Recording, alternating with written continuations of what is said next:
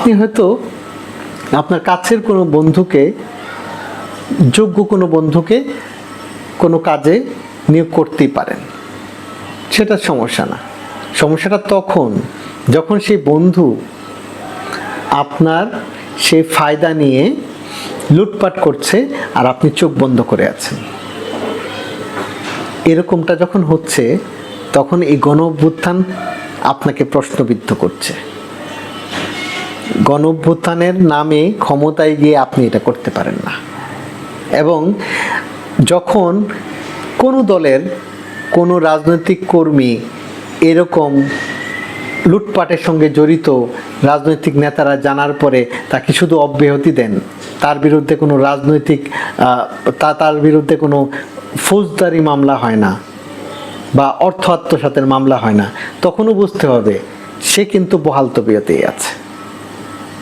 একইভাবে কোনো উপদেষ্টার এপিএস যখন কোটি কোটি টাকা মেরে দিয়ে বিদেশে সম্পত্তি কিনছে, ওই এপিএস এর বিরুদ্ধে কি মামলা হয়েছে সেটাও কিন্তু বাংলাদেশের মানুষ জানতে চায়। এই প্রশ্নটা শুধু শেখ হাসিনার বা খালেদা জিয়ার দলের বিষয় না, এই প্রশ্নটা এখন যারা দল করছেন তাদের ক্ষেত্রে এই প্রশ্নটা প্রযোজ্য। যারা ক্ষমতায় এই মুহূর্তে আছেন, যে উপদেষ্টারা, তাদের ক্ষেত্রেও এটা প্রযোজ্য। আপনাদের সামনে যারা লুটপাট করছে তাদের বিরুদ্ধে আপনারা কি অবস্থান নিচ্ছেন, কি ব্যবস্থা নিচ্ছেন? মুখে বললে হবে না, আপনি করে দেখাবেন, তখন আমরা দেখব। আপনার চোখে আঙ্গুল দিয়ে দেখাতে হবে। একটা বিষয় খুব গুরুত্বপূর্ণ, আর একটা বিষয় এখানে একটু আলোচনার মধ্যে আনা জরুরি বলে মনে করছি। আমাদের এখানে আমরা দেখতে পাই যে এখন একটা করিডোর দেওয়ার আলোচনা চলছে। করিডোর দেওয়া হচ্ছে রাখাইন রাজ্যের সঙ্গে যে একটা যুদ্ধ চলছে, গৃহযুদ্ধ মিয়ানমারের, সেই মিয়ানমারের গৃহযুদ্ধে করিডোর দেওয়া যেতেই পারে, মানবিক করিডোর বাংলাদেশ দিতেই পারে। কিন্তু সেটা আসলে কেন আমি দিচ্ছি? এখানে আমার ভূ রাজনৈতিক জায়গা থেকে আমার ফায়দাটা কি হবে, ভূ রাজনৈতিক জায়গা থেকে আমাদের অবস্থান আসলে কি হবে, সেই বিষয়গুলো নিয়ে আলোচনা খুব জরুরি। এবং এটা আসলে রাজনৈতিক দলগুলোর ডিসকাশন জরুরি আমার মনে হয়। এই সরকার রাজনৈতিক দলগুলোর সঙ্গে কোনো ধরনের মত বিনিময় ছাড়া যখন সিদ্ধান্ত নিচ্ছে, তখন এইটা সরকারের একটা মারাত্মক ভুল সিদ্ধান্ত বলে আমি মনে করি। সরকার প্রশ্নের বাইরে থাকতে পারে না কোনো সরকার। এই সরকার কোনো রাজনৈতিক সরকার হোক বা অরাজনৈতিক সরকার, আসলে অরাজনৈতিক কোনো সরকার হয় না, সবই রাজনৈতিক সরকার।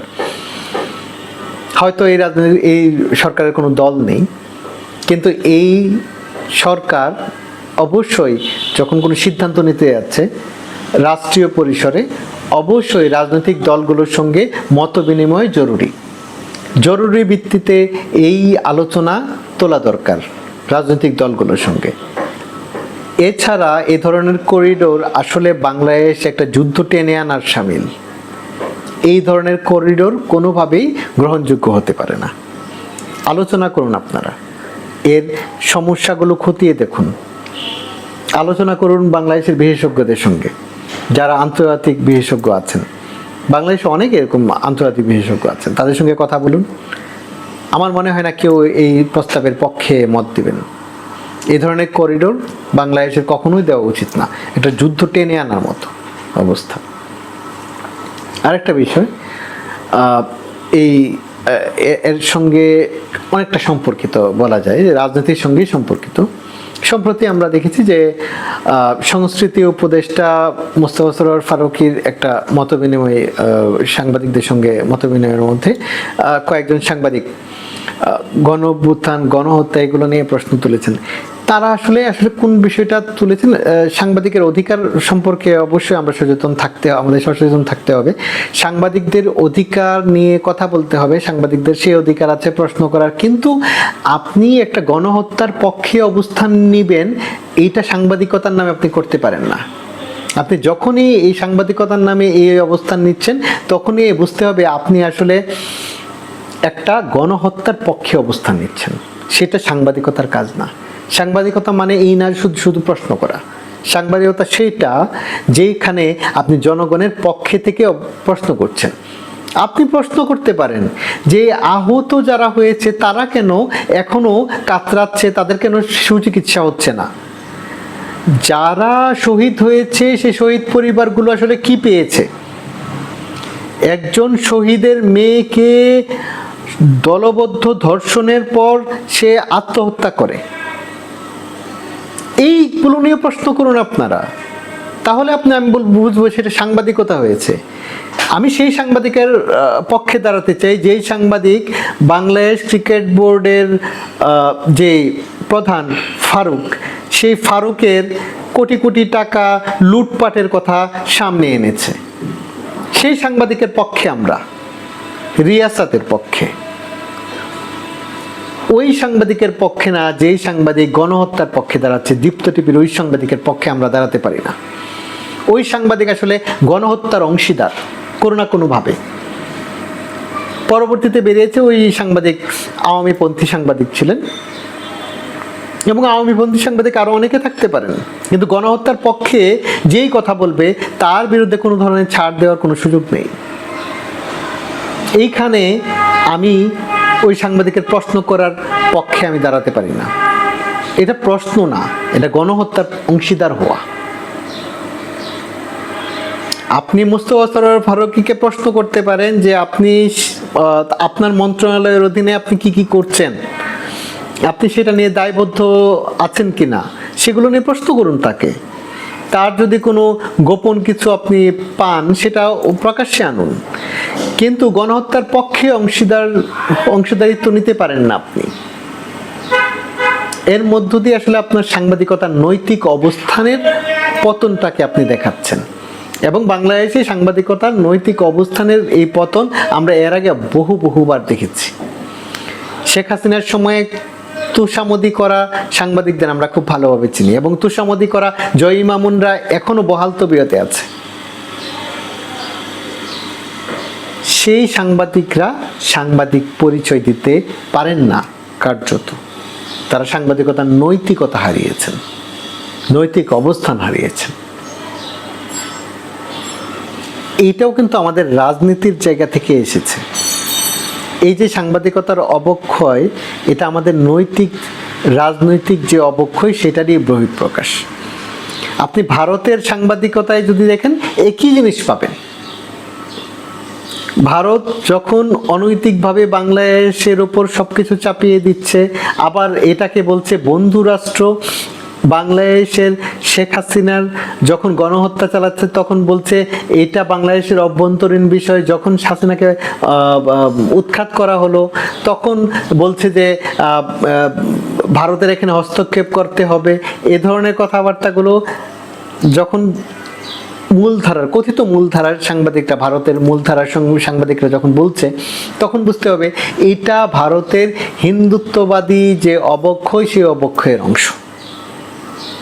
বাংলাদেশও সেম অবস্থা, যে ফেসিস্ট অবক্ষয়টা ঘটেছে সাংবাদিকতার মধ্য দিয়ে এটার প্রকাশ ঘটেছে। আমরা আসলে ফেসিস্ট অবক্ষয়টা ৭২ সাল থেকে এখন পর্যন্ত দেখছি। এটা শুধুমাত্র এই হাসিনার আমলের অবক্ষয় আমি মনে করতে পারি না, কারণ আমাদের রাষ্ট্র গঠনটাই কখনো হয়নি। যে একটা গণতান্ত্রিক রাষ্ট্র গঠন হবে, জনগণের একটা রাষ্ট্র গঠন হবে, গণসার্বভৌমত্ব কায়েম হবে, সেই সার্বভৌমত্বের জায়গাটাই আমাদের কখনো কায়েম হয়নি। তাহলে আমাদের সেই জায়গার রাজনীতিটা করতে হবে, আমাদের সেই দিকে যেতে হবে। আর সেই দিকে না গেলে আমরা আসলে এই মাফিয়াতন্ত্র এবং আমলাতন্ত্রের মধ্যে আটকে থাকব, যেখানে আমাদের রাজনৈতিক দলগুলো এখনো পর্যন্ত খাবি খাচ্ছে। এখনো পর্যন্ত আমাদের রাজনৈতিক দলগুলো কোনো ধরনের মৌলিক অবস্থান নিতে পারছে না। কেন এই রাজনৈতিকভাবে আমাদের এই দেউলিয়াত্ব কেন? এই দেউলিয়াত্বের পিছনে মূলত তাদের ক্ষমতা কেন্দ্রিক রাজনীতি, মানুষ কেন্দ্রিক রাজনীতি না। তারা যদি মানুষ কেন্দ্রিক রাজনীতি করতেন তাহলে তাদের সামনে আসতো মৌলানা ভাসানীর চেহারাটা।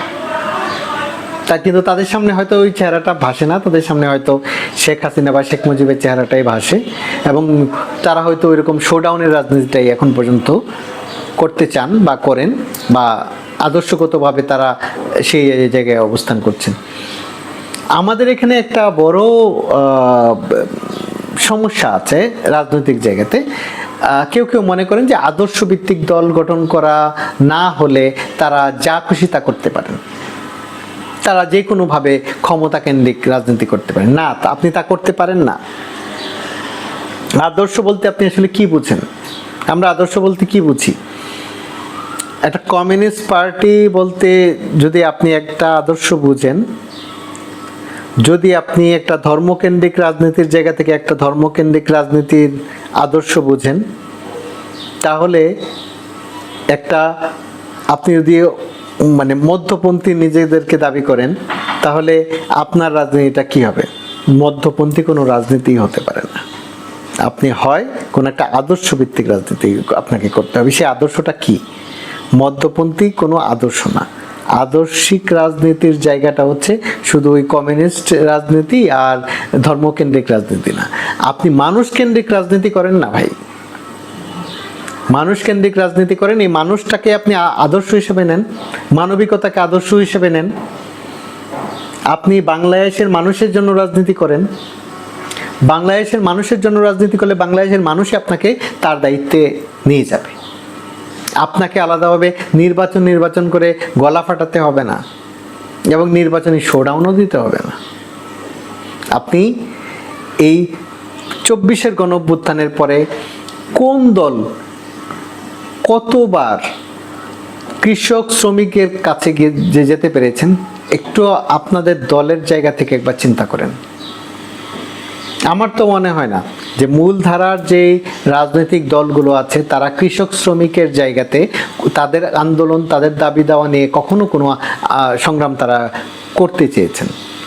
একটা বিষয় খুব পরিষ্কার থাকতে হবে, এই গণ অভ্যুত্থান শুধু ছাত্রদের গণ অভ্যুত্থান ছিল না, এটা জনগণের গণ অভ্যুত্থান ছিল। জনগণের প্রত্যেকটা শ্রেণী পেশা মানুষের এর অংশীদার।